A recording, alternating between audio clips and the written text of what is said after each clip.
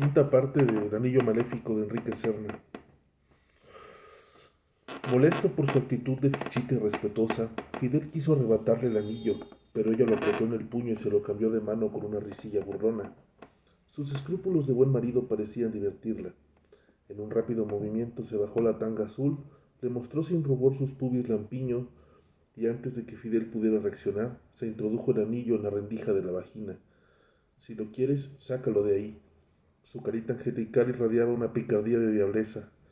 Caliente y avergonzado a la vez, Fidel tuvo que incursionar en la húmeda gruta con el dedo índice. Como el resbaladizo anillo no se dejaba atrapar, Irene alcanzó un conato de orgasmo. Al cabo de un minuto lo sacó bañado en el almíbar agridulce de la niña, y cuando iba a limpiarlo con la manga de la camisa, Irene lo paró en seco.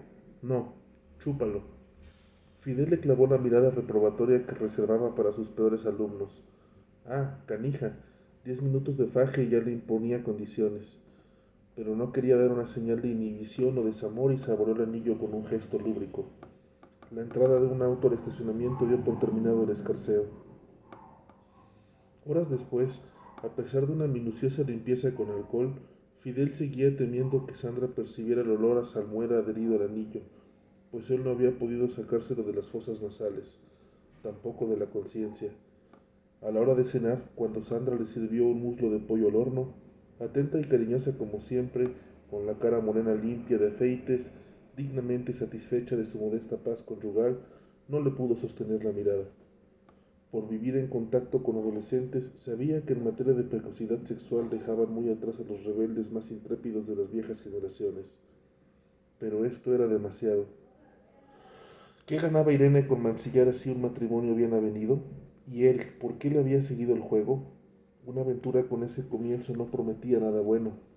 En su fuero interno estaba seguro, Irene se había reído de su poema, o más bien de su afán por ennoblecer un antojo carnal. Tras lo sucedido en el coche solo necesitaba un guiño para llevársela a la cama, pero ya no estaba tan seguro de querer consumar la seducción. Su trabajo consistía en dar lecciones y quizá esa niña majadera necesitara aprender a respetar los lazos afectivos de los adultos.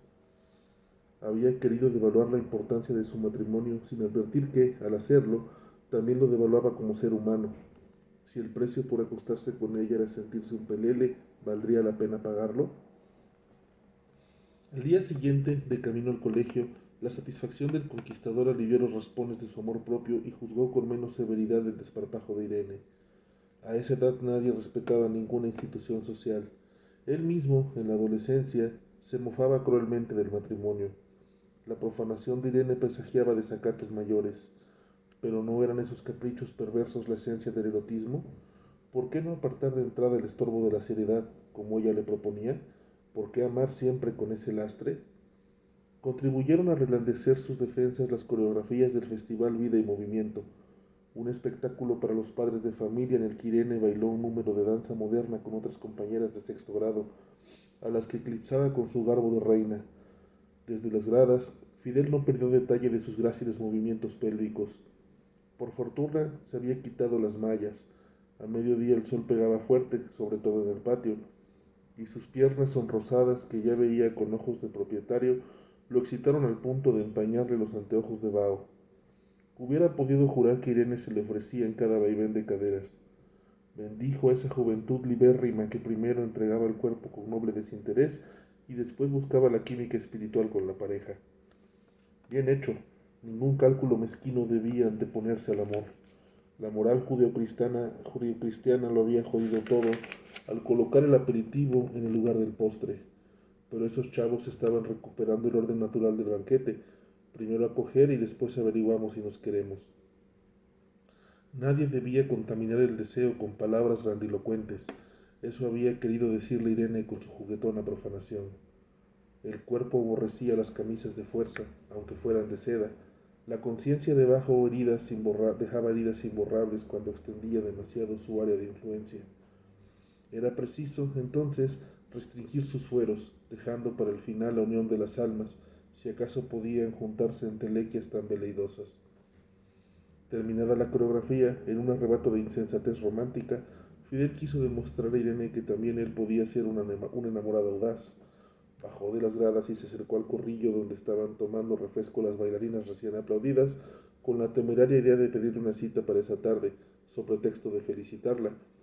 Pero ya cuando estaba a 1 metro de Irene, cuando ya podía ver las gotas de rocío que le perlaban la frente y aspirar el hálito divino de su juventud, un ataque de pánico escénico lo indujo a dársele media vuelta. Tenía demasiado que perder si alguien oía su cuchicheo. Por ahí rondaba Güemes y no podría explicarle por qué mostraba una preferencia tan marcada por esa alumna, en vez de felicitarlas a todas. ¿O exageraba el peligro para justificar su falta de huevos? En las 2 horas de clase que aún tenían por delante se sintió un esclavo miserable del sentido común. Ya era tiempo de recuperar el arrojo de sus mocedades, el glorioso valemadrismo que alguna vez tuvo. Quería protagonizar su vida, no verla pasar como un testigo de piedra. Al término de la jornada, cuando sacaba el coche del estacionamiento, se topó en la puerta de salida con Kate Bishop, uno de los gringos contratados para renovar la imagen del colegio, que tenía su coche en el taller y esperaba un taxi. ¿Quieres un aventón? Yo tomo el periférico hacia el norte. Kate era un galán treintañero de pelo negro y ojos azules, alto y musculoso, con la nariz en forma de aleta de tiburón, pómulos afilados y un velo de melancolía en la mirada. 5 años atrás, cuando la escuela vendió su alma al tío Sam, Güemes lo había contratado para dirigir el departamento de inglés, y al principio, tanto Fidel como los demás profesores lo boicotearon con disimulo, en solidaridad con Desiderio Sainz, el ex jefe del departamento, despedido con una patada en el culo por el delito de ser mexicano. Pero con el tiempo, Kate se había ganado el cariño de todos. Bonachón y de sangre ligera, se tomaba la vida a broma y respondía a las agresiones con frases ingeniosas que desarmaban sus malquerientes. No tenía desde luego la experiencia pedagógica requerida para desempeñar su puesto. Como Güemes había querido agringar la escuela sin pagar los altos salarios que devengaban los profesionales yanquis de la enseñanza, se había conformado con reclutar un aprendiz de profesor, sin experiencia en tareas de coordinación académica.